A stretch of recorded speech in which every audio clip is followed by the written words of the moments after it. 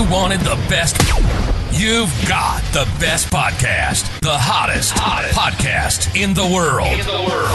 The Chris Voss Show, the preeminent podcast with guests so smart you may experience serious brain bleed. The CEOs, authors, thought leaders, visionaries, and motivators.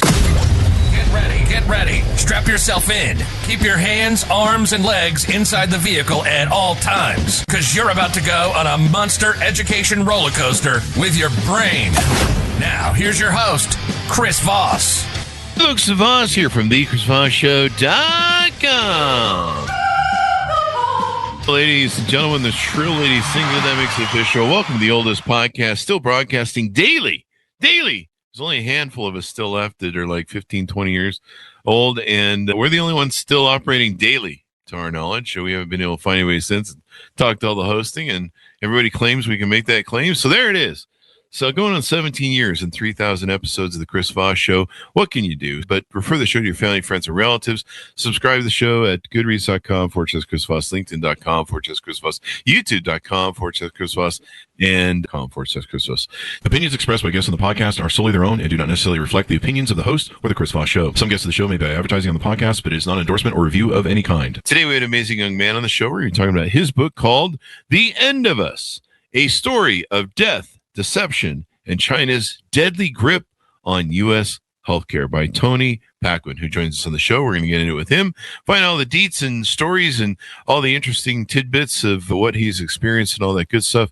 And it should be pretty enjoyable, as it were. So we're going to get into it with him and find out more. Tony is a pioneering entrepreneur and healthcare innovator with more than 30 years of experience transforming the industry. As a co-founder and CEO of iRemedy Healthcare, he has championed the integration of retail strategies and advanced technologies to improve patient engagement, streamline systems, and strengthen the medical supply chain. He's a recognized thought leader. He authored The Retail Healthcare Revolution, a groundbreaking book that reimagines healthcare through retail principles, and the aforementioned latest book we'll be talking about today. He delivers a critical examination of America's reliance on foreign medical supplies and its implication for national health and security. Welcome to the show, Tony. How are you, sir? Oh, great, Chris. Great to be on the show, and congratulations on your daily production. I love people who are consistent and reliable. So. Oh, yeah. 3 shows a weekday, Monday through Thursday. That's amazing. I can't feel my legs anymore, Tony. Yeah. Anyway, Tony, give us your .coms. Where can people find you on the interweb, sir? Simplest place to find me, which said my company, which is iRemedy.com, IREMEDY.com. And I'm also pretty active on X, formerly known as Twitter. So Tony Paquin. iRemedy.com. So give us a 30,000 overview of what's inside this book. So the quick story is, first off, we'll get into it. I'm a technology guy. We're a medical supply distribution company, and we got a call from the U.S. government during COVID, and everybody and their brother was selling stuff in COVID. A guy used to be like a toy dealer in China. Now he's making gloves and masks. That's the way the industry went. But we were in the business. The government called us up, and they said, we need some needles and syringes for the vaccine. And we thought, we hadn't thought about that. They're going to need needles and syringes. Yeah. And so we quickly went out, and we knew, because of our technology, we know where everything is made in the world. So we knew where the needles and syringes were made, which of course is China. And we went to those factories, and we signed them all up, and we kind of reserved the production. Oh, wow. Yeah. So one thing leads to another. And there's a global mad rush on needles and syringes, and we're right square in the middle of it. Wow. And it's a war. It was a con job. There was deception. There's war. There was the Chinese government. The militaries were involved. The White House Situation Room, and on and on and on. And we were at battle for about 12 to 18 months doing that project, literally. And that's what the book is about. The book is. It reads like a Tom Clancy novel, but it's all true. So I completely, it's all true. What a wild place to be. I remember how wild that time was. The federal government refused to be the buyer, which it should have been. and it made the states just fight with each other. So you had states fighting each other, Americans fighting each other for syringes and hospital supplies, right? Yeah. First off, it was a bizarre time. When in the history of the world has everything shut down, right? Yeah. So it's just a really, really unusual time. But yeah, it was a crisis. People were in fear and bad things were happening. Oh, yeah. You And didn't know what was going on. You thought you could be dead tomorrow. that's the thing. Like you look back and everybody has a different view of it. But at the time, people were freaking out. And there was this massive global shortage because what happened is in the United States, it's obvious now, but before then, people didn't quite realize that where is this thing made? Where is this made? Or where is this thermos made? And so on and so forth. And the answer is everything is made basically in China. And with COVID, the world stopped. So there was nothing. Right. Remember, the joke was you couldn't get toilet paper, you couldn't get paper towels, all these things were happening. But most importantly, you couldn't get drugs. You couldn't get the things that were needed in a hospital just to stay open. And meanwhile, you're having the greatest health crisis the country has ever seen. So it was a disaster. Yeah. Yeah, it was definitely a disaster. It was, and like I say, you didn't know. I started my guy friends. We'd call each other, "How you doing, man? You okay with all this stuff? What's going on?" We started telling each other we loved each other. We're like, "Hey, man, I love you, man," because we didn't know if we were going to see each other again. It was so bizarre. Yeah, and the horrible things that were happening. People would get sick and they'd be in the hospital or something, and they would not let them. They didn't have visitors. So I had a lot of people basically die alone in hospitals. It was horrible. They wouldn't let you first. I think initially they wouldn't let you go to the funeral. That's right. And then they limited it to 4 or 5 people. Yeah. Now, they weren't sure it was like Ebola or anything. Yeah. Now in Florida, we kind of had a whole different approach. Florida opened up pretty quick. So we only had a couple months there in early 2020 that we were like shut down. And then they opened up pretty fast. Yeah. Yeah. And nobody remembers, man. People were parking outside of hospitals at first, coming together and supporting nurses and stuff. But so you get caught. You tell the story of how you get caught in this whole menagerie of a mess and a global catastrophe, and how you guys navigated it. And I guess at the forefront of this is what's in the title and the cover of the book, how China has a deadly grip on U.S. healthcare. Do you want to tease a little bit of that out? Yeah, so it's an interesting development over the last maybe 30 or 40 years.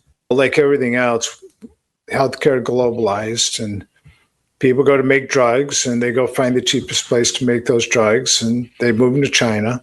And before you know it, pretty much everything is in China. So the drugs you take, whether it's Tylenol or Advil or a cancer drug or insulin for diabetes, and the list goes on and on and on, odds are very high that it's ultimately made in China. Either it's made in China and or India, and or the raw material required for that drug is made in China. So even if you happen to manufacture it in the U.S., the raw material you got to have to manufacture it comes from China. So all roads lead to China. Yeah. Now and here's over the the problem. Good.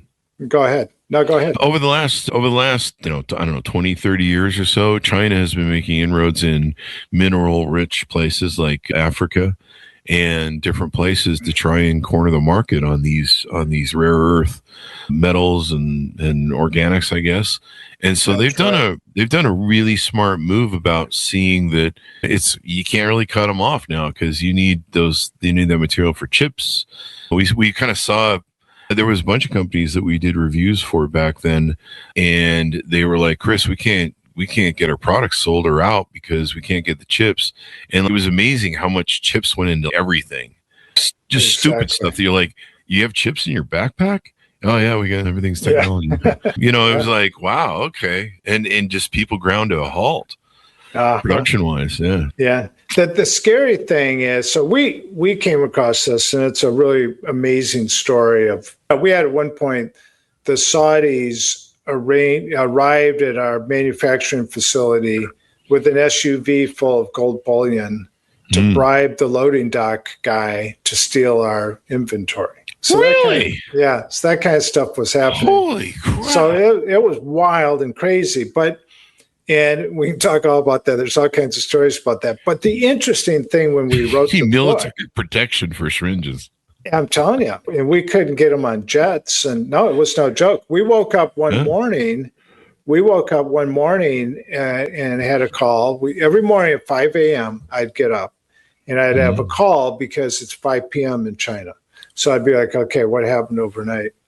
And one morning we woke up and the Chinese Communist Party seized 40% of our inventory throughout the country of China, because we were at all these different factories, we were in warehouses, and we ended up moving 1.2 billion items. Wow. Think of that, loading and unloading a Costco store about 50 times. Yeah. So they just seized it one day. They had nothing to do about it. It's Chinese Communist Party. They're charged. What are you going to do? Yeah, they do what they want. Yeah. And what a wild time. And here you are, you're trying to fulfill orders probably from your clients, and you're trying to balance this crazy inventory up and down being seized. And I remember one time one of the governors flew stuff in. And then the Trump administration was threatening to seize it, and so they had to put, I think, National Guard or something for the state to protect it. That kind of stuff was happening, and then a lot of the material was fraudulent. You didn't know if legitimate. Oh yeah, you had that kind of problem. We were working. A needle is technically considered to be a medical device, and because it penetrates the skin, so it has a higher level of FDA oversight requirement. We were talking to one of our factories, and we maxed them out. We're buying every needle made in the world. We were the number one. My company was the largest purchaser of needles in the world during that period of time. And so we're talking to this one factory, and he's like, I can't make any more, but I got an associate down the street, and he can make them. And I said, yeah, but is he licensed to, there's a thing called a 510K. And he's, no, but he could use mine. And I'm like, no, that's not how it works, my friend. Yeah. So a lot of times you're buying stuff, and especially in that wild and crazy period, you didn't know if the drugs were real. Certainly most of the masks were garbage. That was a joke. Yeah, I remember studying the masks of which ones to buy, and I ended up going to Home Depot, and I was buying the masks they'd have there for the paints and stuff. Yeah. And I remember you had to make sure you got the right rating, or else, because the spores or pores or molecules of COVID could still get through. And it was like wild, man. You're just like, holy crap. Yeah. It was a mess. And what it showed you is the country was ill prepared for such a thing. Oh, yeah. Yeah. Now, the interesting thing is this dominance of our supply chain by China is not accidental. This is a strategy. And they actually wrote Chairman Mao back in like the 50s, wrote a document called the 100-Year Marathon. And what they said is over a period of 100 years, they would slowly take over the world on several fronts. And one of them is supply chain, the other is military. But it's a strategy. It's not like it just sort of naturally happened. It's part of the plan. Yeah. Yeah. And it's you can't go to war with China. You can't do anything because you lose. You got to have those chips. The whole Korean thing, it's definitely put us in play. And I've been reading about this for decades of how America's been asleep and China's been going around the world, digging up stuff, taking over ports, loaning money to Africa. And then when they don't pay them, of course, high risk loans, they seize property, and then they seize resources, and then the Goomba stuff. When the Russians were at one point had, who was that? The Warner Group or whatever. Warner. Oh yeah, the Warner Group. Yeah, the Warner Group was in. Yeah. They were in for a long time. They were in Africa. They were big in Africa and in trade for resources, and it was just a huge resource trade. And for years, I would read articles about why are American politicians overlooking the fact that Africa is being scraped by and locked down in contracts by Africa, and we need that stuff. But Africa, you go to Jamaica and they'll be putting in a freeway. China is building the freeway. You go to Africa and there's these deep sea ports, and those ports are being built by the Chinese. They're definitely, they called it this, it's like a Silk Road initiative, is this idea that they had. They go around the world and they would loan money to undeveloped nations, and then they would do infrastructure development. And it kind of gives them anchors all over the world. Yeah. Yeah. And they were seizing ports. They're just like, hey, it didn't pay our loan, so we're just going to take your airport. We're just going to take your port where you bring in your goods, and now you have to pay us stuff. And what a crazy time that was. Yeah. In just wild. Now people can read about this in your book. And how do you do any speaking, touring, any of that sort of things to talk about some of these issues? No, I mainly, of course, I use Twitter and X for that. And, like I said at the beginning, we're pretty active there. And we continue to put our message in front of the government. I did testify at the U.S. Senate a couple months ago on this exact subject. And I will tell you that, people are waking up. If you go back to COVID, or even the last 4 to 5 years ago, people were like, oh, yeah, everything's made in China. Who cares? Now I would tell you that people are starting to go, oh, this is a problem. Yeah. And they're starting to talk about how do we bring manufacturing back? And for example, this administration is focused on that. I think ultimately it's a bipartisan issue. Right now, the Republicans are in charge, and they're focused on bringing back factories and building factories, which is ultimately the only thing that you can do. You can try and improve supply chain, which is what we do. You can track down what is made, where is it made, are we inspecting it properly? The answer is no. Yeah, no, we don't. Think about it. There's no such thing as a surprise inspection in China. You know, you land, you don't just show up at a building. And India does not have anywhere near the rigorous regulatory environment that the United States has. The FDA is the gold standard worldwide for quality management. But we don't have robust FDA oversight in these other countries. We do have people there, but not enough. And if you're manufacturing a drug in the U.S., the FDA just show up, and they will. They'll just show up, and they'll come in and they'll inspect that facility in a very serious way. So surprising amount of detail that they'll get into. They can't really do that in China. They show up in China, and China's AI has identified them the moment they got off the airplane and tracks every step of the way what they're going and what they're doing. So that's the real world. We had Catherine Ebon on several years ago, actually in September of 2020, in her book, Bottle of Lies, the inside story of the generic drug boom.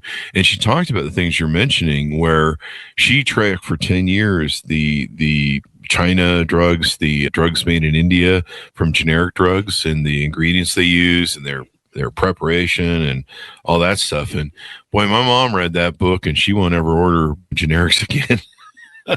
Yeah, and generics might like the way I describe it is, and there's a generic drug manufacturer here in the United States in Birmingham, Alabama. It's called Oxford Pharmaceuticals, and they're a high quality operation. But the assumption that your point is they make a drug in Birmingham, and somewhere in India, there's a big company making that same drug. The average doctor, pharmacist, and patient thinks that those drugs are the same.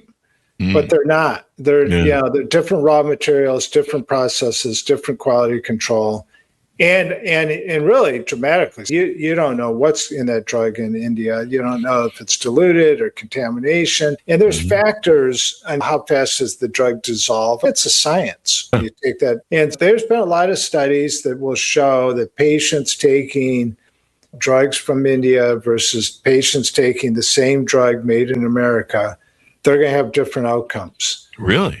Oh, yeah. Yeah. Wow. The average person just doesn't know that, right? Wow. That's a fact. It's an issue. That's the way it is. Yeah. And I've heard that from different medical doctors over the years that we've had on the show.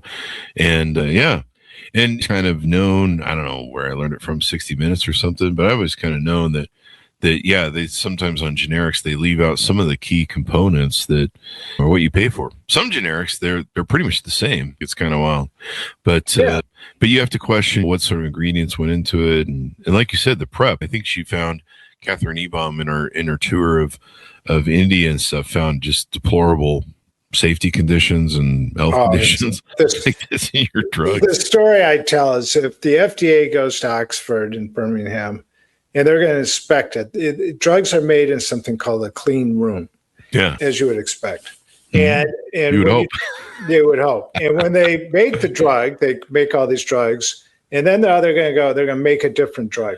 So they'll empty that room out and they'll clean it. And then the FDA might be there and they'll go and they'll swab like the wall or the ceiling, and they'll test it to see if there's any dust left over from the previous drugs. It's serious stuff, right? Yeah.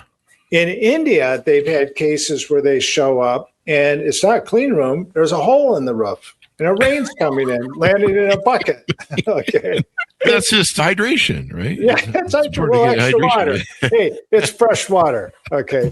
But that's the kind of thing that's happening. And there's efforts to improve all this. And there are no doubt quality manufacturers in India, obviously.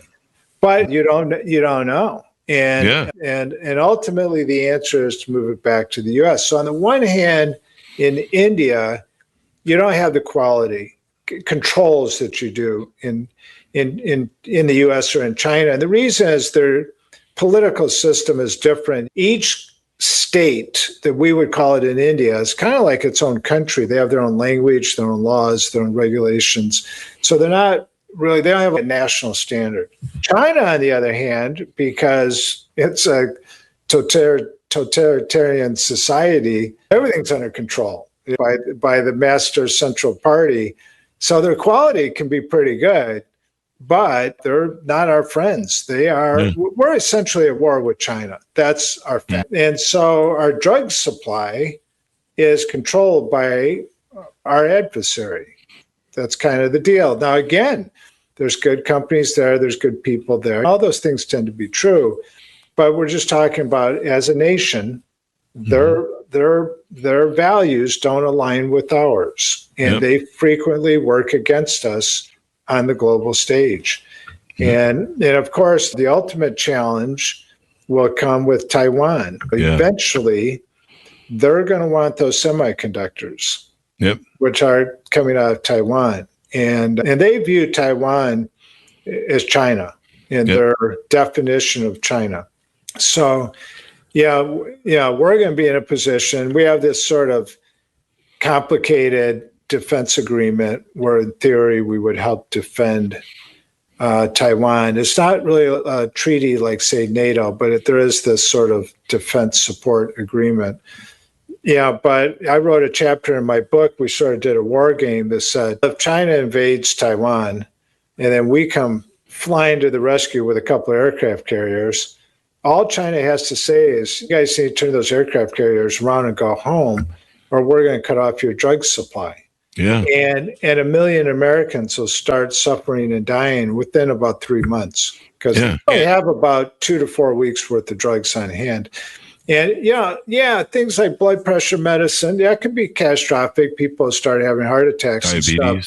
Diabetes and cancer drugs. So there's these real drugs. They're really life and death kind of drugs that are out there that you can't live without. Yep. And so as soon as they make that threat, what are you going to do? You know what they could do to really win the war that will put all of us in the hurt? Threaten to ban caffeine. Then everybody will be like, no, don't do that. Don't do that. I don't know if you track on that, but if you go back in Europe, go back like 1,000 years, everybody's drinking beer, right? They have beer and wine. When they're cruising around Europe, they have beer and wine. Yeah. And then sometime in the early, I think it was like in the 1200s or something, they're doing trade and they discovered coffee. Oh, yeah. And then the entire population of Europe got wired on caffeine, and that actually amped up the economy because everybody was high strung there. Yeah. That's a true story. That's how the economy's developed. And then the Germans went next level and were feeding meth to everybody. So that turned out. That's where the pharmacy industry started. Is a lot of these big pharma companies were Hitler's methamphetamine factories. Yeah. I did not know that it was just commonplace to pop meth in Germany during the Hitler era, which hopefully explains why they were able to be overthrown and nobody else will by fascists. But Hitler allegedly was addicted to meth. Oh yeah. Yeah. And they would get their soldiers. They had this super soldier idea. Well, they call them stormtroopers. They were storming on meth. Yeah. They would put these guys in these submarines that you pedaled. And they'd pump them up with a bunch of meth. They see how far they would go. That's what they did. Some of them never came back. Yeah, those pedal submarines, those are the best. They were really high and really excited. And then they came down somewhere in the middle of the Atlantic, and it was a really bad crash, apparently. Yeah, they say that's what helped them do the blitzkriegs because they had so much energy. They even had British pilots jacked up so they could run. I think they were taking speed, Adderall or something. They were taking speed because they were trying to defend the island. They didn't have enough pilots, enough planes. They're trying to keep these guys up constantly in the air. Yep, that's correct. And then, like you say, a lot of the drug stuff came out of there. The CIA discovered methamphetamines, and I believe they own the patent for meth. And LSD came out of that. That too. Yeah. But even the big pharma companies today, they came from that era. They were founded in Nazi Germany. Now, I'm not saying they're Nazis, but that's where they came from. That's where, Volkswagen came from there. Yeah. But they had that industrial complex, and they built freeways. They made cars, the Volkswagen. They made airplanes and tanks, and they made drugs. And they addicted their army to meth and speed to try and make them more powerful. And plus, get rid of the morality clause. You're not going to consider the morality of killing or slaughtering another person, cooking them in ovens in the horrors of the Jewish camps. The sadistic things that they did to the Jewish people, the torture, the one doctor who was mucking about with people that were still alive, and just disturbing beyond reason. And you have to figure a lot of that was probably drug. You're not going to make the best decisions when you're on drugs. I'm drinking vodka. I know what that means. But just the horrors of society that came out of that. But it's interesting how it's done. Let me ask you this, because right now we're in, I think, the 500 iteration of the settling of the Iran war here in 2026. You're watching this 10 years from now. We're real close. Yeah, we're really close. For the 3,000th time, which is weird because it's only been like 2.5 months. Anyway, the linchpin to this war has been the Hormuz Strait, and everyone saw it coming and everyone had played this out. Do you think the Hormuz Strait sort of situation where they can bottleneck and affect global world supply, China is now looking and going, well, we have that power too with their medical devices and stuff? No, I don't think China needed to learn that lesson. I think they probably taught that lesson. Okay, but your point is it illustrates it, and what it shows you is this whole notion of global dependency is bad for business or bad for life. The idea, our whole meddling in the Middle East, frankly, was due to the fact that we needed their oil. Otherwise, why would we bother, right? Yeah. And we are moving away from that, right? We are honestly less dependent on their oil. And that was part of why you could argue Trump didn't really care that much about the strait, because we get most of our oil otherwise. But it shows you how a small country, relatively speaking, in terms of economic power, they're geographically pretty big, but an economically small country can wield an unreasonable amount of power over the world, right? They can throw the entire world economy into disarray by just saying, we're not going to let anybody go down our little river called the Strait of Hormuz. And there's several of those around the world, but I think it leads to a deglobalization. I think people are going to start moving. Now, this takes a generation. Like this isn't going to happen overnight. Yeah. AI is interesting, I would argue, because the white collar jobs are going to go away a lot, not maybe as bad as everybody thinks, but they're definitely, if you're graduating from college, unfortunately, it's a very tough time. But the blue collar jobs, what we used to call blue collar, but think of it as a factory job, they're going to have value. And so there's a lot of reason to build. And when you build a manufacturing facility today, I grew up in Flint, Michigan. My dad was a GM plant manager. Those jobs in the 60s and 70s are not anything like the jobs we're talking about today in a manufacturing facility. If you have a drug manufacturing facility, I think it was Eli is building one in Alabama. It's a $6 billion project. Wow. And those jobs will be relatively skilled jobs. So we need those jobs is my point. I think you're going to see in the 80s, we were the information economy, and then we became the internet economy. We're going to go back to the making stuff economy. Really? Yeah, sure. Because think about how stupid it is, really, that you make this pill that costs a penny to make, and you make it in China, you truck it 2,000 miles across China, you put it on a container, you put that container on a freighter. That freighter takes a month to go halfway around the world into a port, and on and on and on and on. There's no reason for that. Yeah. And if you're environmentally concerned, what are you doing making pills in China, for example? Good Just point. the fuel to move that stuff around is absurd. Can we absorb the cost of one of the problems we have here in America? There's a lot of rules and regulations, and then workers' rights. In China, they don't have those rights. In Vietnam, they don't have those rights. And some of the times, this manufacturing issue comes down to what you have to pay American wage workers to do. Is that feasible or?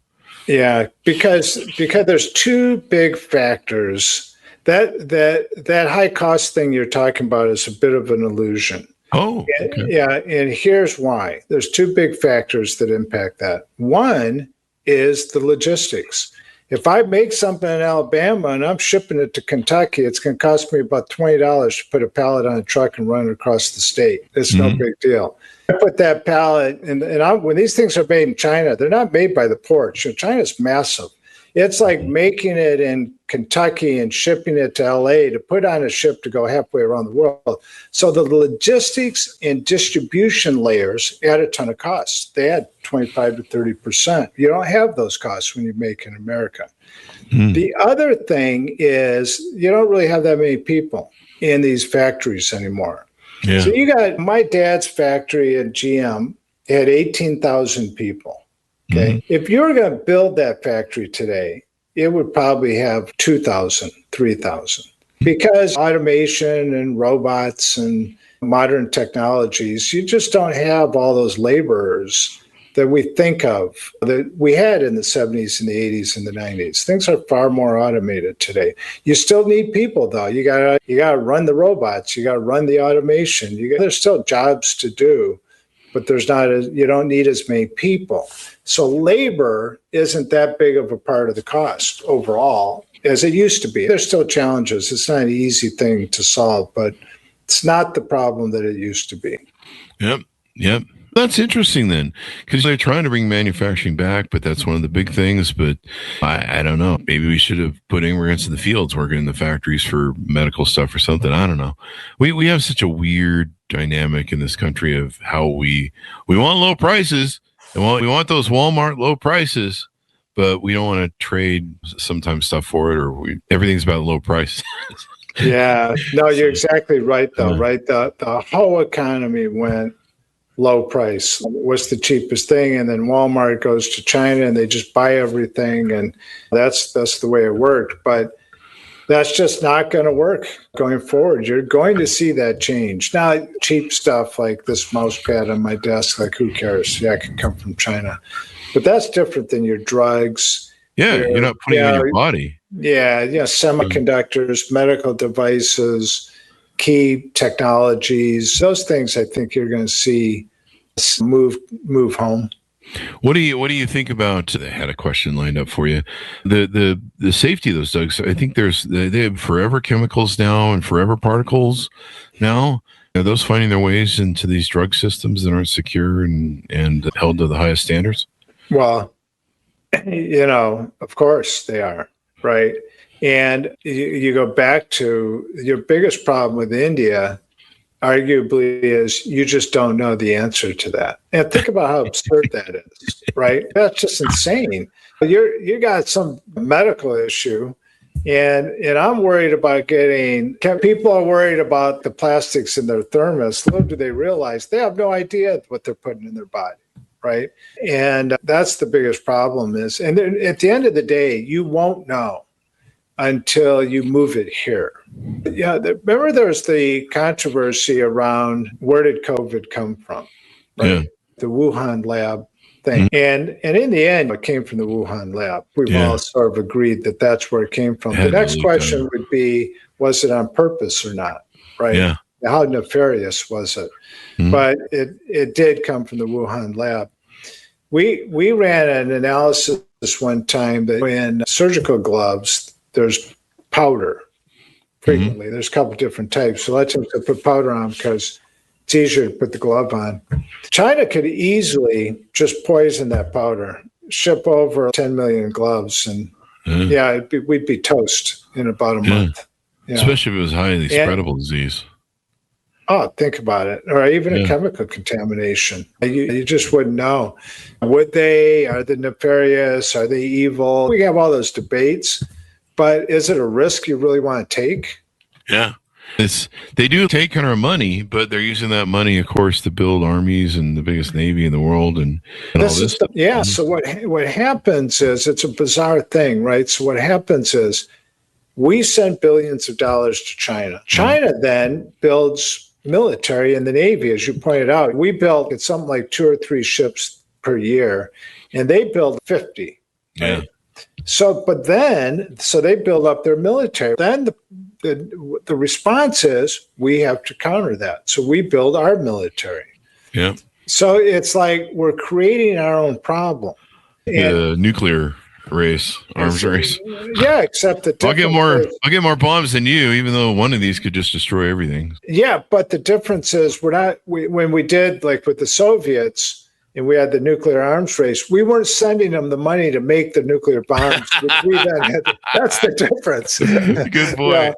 Yeah. Good point. It's a different situation altogether. We're giving them the money to build a military, which we then have to spend the money to counter that building. I think it actually brings up a really interesting issue ultimately, and that is the sustainability of the economics of this whole story.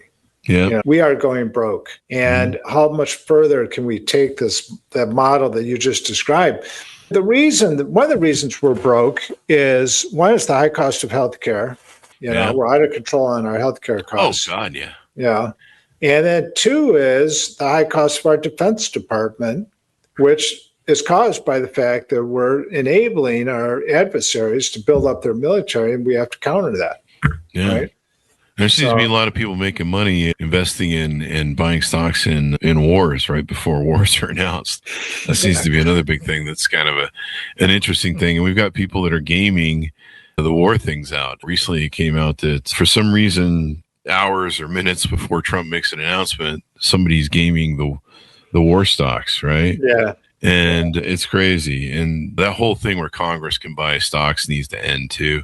Totally. That's absolutely insane. Yeah, it is complete. They have firsthand knowledge, and that isn't. Look, it depends, congressman versus senator, but let's say they average $150,000 a year. Okay, you've had that job, and that's all you've done for 20 years, and now you're worth $92 million. Like, how's that possible? Yeah. And the answer is inside trading of stock throughout that 20-year period of time. They're outperforming every stock advisor on the planet. Come on. Yeah. I mean, I came of age in the 80s during the Ivan Bielski era and Michael Milken insider trading. And it's just astounding to me that 45 years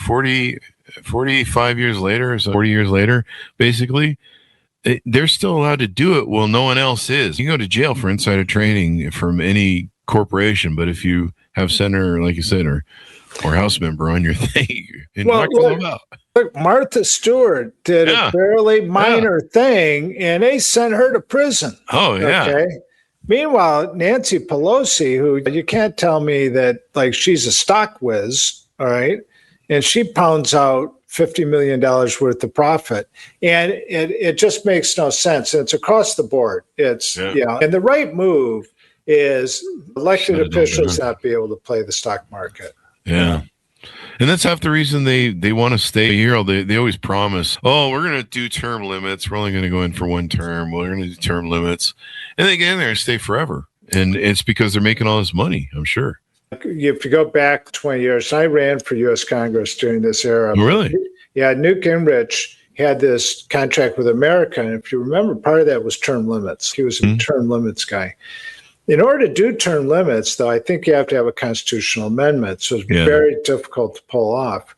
But there was a congressman last week I saw, he announced an idea. It was a pretty good idea. And that is after X number of years, you can still be a congressman, but you don't get paid. And you can't have a leadership position on one of the committees. Well, I'm telling you, as soon as you stop paying people, they'll be like, I'm going to go get a lobbyist job or something like that. Yeah. That's the other money-making thing they do if they don't make it through Congress. They just go become lobbyists. And it's just the money just goes around. But as we go out, do you want to plug anything that you guys do at iremedy.com? Anything for people out there that might be potential customers of yours? Yeah, absolutely. I'd love to do that. We service the government and the healthcare industry for medical supplies broadly. So hospitals, clinics, surgery centers, government agencies, state, national level. We're there to provide a reliable drug supply, very efficient. We cut out all the middlemen. We didn't talk about that much, but that's our big business model.